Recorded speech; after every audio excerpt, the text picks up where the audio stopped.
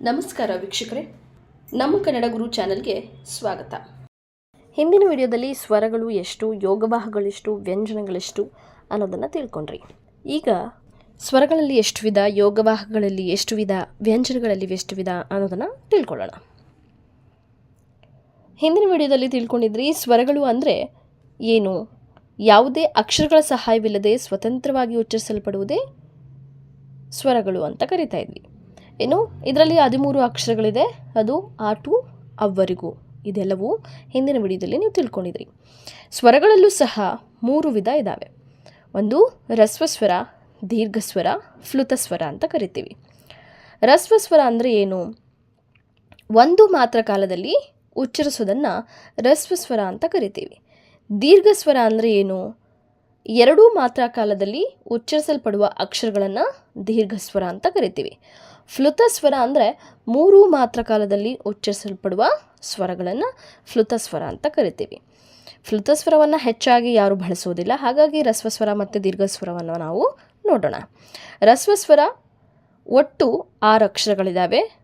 ಅ, E, ಉ, ರು, A, ಓ. ದೀರ್ಘಸ್ವರಗಳು ಒಟ್ಟು 7 ಅಕ್ಷರಗಳಿದ್ದಾವೆ. ಅ, E, uh, A, I, ಓ, ಔ. ಈ ದೀರ್ಘಸ್ವರಗಳಲ್ಲಿ ಐ ಮತ್ತು ಔ ಸಂಧ್ಯಾಕ್ಷರಗಳಂತ ಕರೀತಾರೆ. ಹೇಗೆ ಸಂಧ್ಯಾಕ್ಷರಗಳು ಅನ್ನೋದಾದರೆ 2 ಮಾತ್ರೆಗಳು ಇದರಲ್ಲಿ ಬರ್ತವೆ. ಆ ಮತ್ತು ಇ, ಆ ಮತ್ತು ಓ.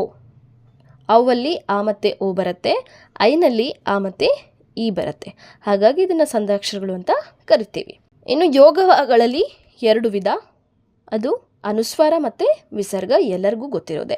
ಅನುಸ್ವಾರ ಅಂದರೆ ಅಂ, ವಿಸರ್ಗ ಅಂದರೆ ಅಹ. ಈ ಯೋಗವಾಹಗಳು ಸಂಬಂಧದಿಂದ ಕೂಡಿರುತ್ತೆ. ಇವುಗಳನ್ನು ಸ್ವತಂತ್ರವಾಗಿ ಉಚ್ಚರಿಸಲು ಆಗೋದಿಲ್ಲ.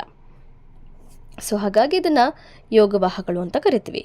ಉದಾಹರಣೆಗೆ ಅನುಸ್ವಾರದಲ್ಲಿ, ಅನುಸ್ವಾರವನ್ನು ಉಚ್ಚಾರಣೆ ಮಾಡುವಾಗ ಉಸಿರನ್ನು ಒಳಗೆ ತೆಗೆದು ನೀವು ಉಚ್ಚಾರಣೆಯನ್ನು ಮಾಡ್ತೀರಾ. ಉದಾಹರಣೆ ನೋಡೋದಾದರೆ ಅಂ, ಖಂ, ಸಂ, ಥಂ, ರಂ, ಲಂ. ನೋಡಿ, ಈ ರೀತಿ ಒಳಗೆ ಉಸಿರನ್ನು ಒಳಗೆ ತೆಗೆದುಕೊಂಡು ಉಚ್ಚಾರಣೆಯನ್ನು ಮಾಡ್ತೀರಾ. ಇನ್ನು ವಿಸರ್ಗದಲ್ಲಿ ಉಸಿರನ್ನು ಹೊರಗೆ ಬಿಡ್ತೀರಾ. ನೋಡಿ, ಉದಾಹರಣೆ ನೋಡೋದಾದರೆ ದುಃಖ, ಬಹುಶಃ, ಅಕ್ಷರಶಃ. ಸೊ ಈ ರೀತಿ ಉಸಿರನ್ನು ಹೊರಗೆ ಬಿಟ್ಟು ಉಚ್ಚಾರಣೆಯನ್ನು ಮಾಡ್ತೀರಾ, ಅಂದರೆ ಪ್ರನೌನ್ಸನ್ನು ಮಾಡ್ತೀರಾ. ಇದಿಷ್ಟು ಯೋಗವಾಹಗಳು. ಇನ್ನು ವ್ಯಂಜನಗಳಲ್ಲಿ 2 ವಿಧ, ಒಂದು ವರ್ಗೀಯ ವ್ಯಂಜನ, ಇನ್ನೊಂದು ಅವರ್ಗೀಯ ವ್ಯಂಜನ. ವರ್ಗೀಯ ವ್ಯಂಜನ ಅಂದರೆ ಏನು, ನಿಯಮಕ್ಕೆ ಅನುಸಾರವಾಗಿ ಅಕ್ಷರಗಳನ್ನು ಒಂದು ಗುಂಪನ್ನು ಮಾಡೋದೇ ವರ್ಗೀಯ ವ್ಯಂಜನ. ನಿಯಮಕ್ಕನುಸಾರವಾಗಿ ಅನ್ನೋದಾದರೆ ಹೇಗೆ, ಏನು ಅಂತ ನಿಮ್ಮ ಪ್ರಶ್ನೆ ಮೂಡಬಹುದು. ನಿಯಮಕ್ಕೆ ಅನುಸಾರ ಅಂದರೆ ಈಗ ವರ್ಗೀಯ ವ್ಯಂಜನಗಳನ್ನು 5 ಅಕ್ಷರಗಳನ್ನಾಗಿ ಗುಂಪು ಮಾಡ್ತೀವಿ. ನೋಡಿದ್ದೀರಾ, ಖ ಖ ಗ ಘನ್ಯ, ಛ ಛ ಛ ಝನ್ಯ, ಠ ಠ ಢ ಢಣ, ಥ ಥ ಧ ಧನ, ಪ ಫ ಭ ಬ ಮ ಅಲ್ವಾ. ಹೀಗೆ ಅಡ್ಡಲಾಗಿ ತೆಗೆದುಕೊಂಡ್ರೂ 5 ಅಕ್ಷರಗಳು ಬರ್ತವೆ, ಉದ್ದಲಾಗಿ ನಾವು ತೆಗೆದುಕೊಂಡ್ರೂ 5 ಅಕ್ಷರಗಳನ್ನು ನೋಡಬಹುದು. ಕ ಖ ಗ ಘನ್ಯ, ಕ ಛ ಟ ಥ ಭ, ಚ ಛ ಜ ಝನ್ಯ. ಈ ರೀತಿ ನೀವು ಯಾವುದೇ ತಗೊಂಡ್ರೂ 5 ಅಕ್ಷರಗಳನ್ನು 25 ಅಕ್ಷರಗಳನ್ನಾಗಿ ನೀವಲ್ಲಿ ನೋಡ್ತೀರಾ. ಸೊ ಹಾಗಾಗಿ ಇದನ್ನು ನಿಯಮಕ್ಕೆ ಅನುಸಾರವಾಗಿ, ಅಂದರೆ ಕಾ ಗುಂಪಿನಲ್ಲಿ, ಖಾ ವರ್ಗ ಏನಿದೆ, ಕಾ ಅಕ್ಷರಗಳು ಮೊದಲಾಗುವಂಥ ಒಂದು ಗುಂಪಿನಲ್ಲಿ ಕ ಕ ಗ ಘ ನ್ಯ ಇದೇ ಅಕ್ಷರಗಳು ಬರಬೇಕು.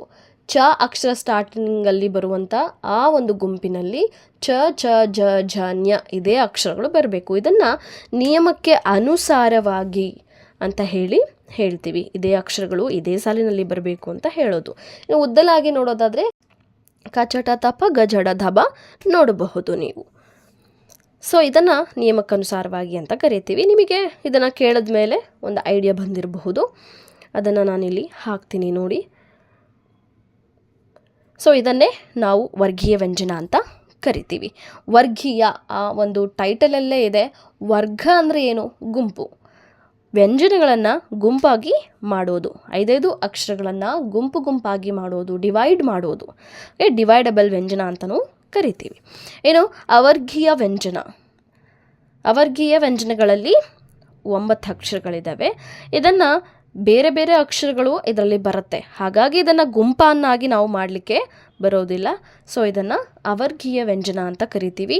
ಯಾರ, ಲಾವ, ಶೇಷ, ಸ, ಹಾಳ ಏನು 9 ಅಕ್ಷರಗಳಿದ್ದಾವೆ ಇದನ್ನು ಅವರ್ಗೀಯ ಅಂದರೆ ಗುಂಪನ್ನು ಮಾಡಲಿಕ್ಕೆ ಆಗದೇ ಇರುವಂಥ ಅಕ್ಷರಗಳು ಅಂತ ಕರಿತೀವಿ. ಹಾಗಾಗಿ ಇದನ್ನು ವರ್ಗೀಯ ವ್ಯಂಜನ ಅಂತ ಹೇಳ್ತೀವಿ.